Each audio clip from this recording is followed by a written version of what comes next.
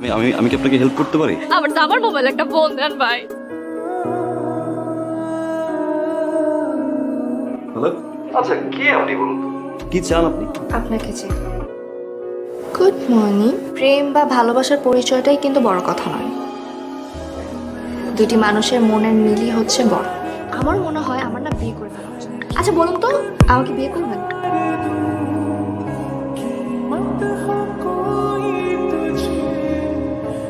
আমি কিন্তু ভীষণ সৌভাগ্যবান। চোখটা বন্ধ করো। সিম্পল একটা চেয়ার। আমার বাবুটা কি করতেছিল? নামাজ পড়ে তোমার জন্য দোয়া করতেছিলাম। তাই আমি না একটু ব্যস্ত আছি, আমি তোমাকে একটু পর ফোন দিই।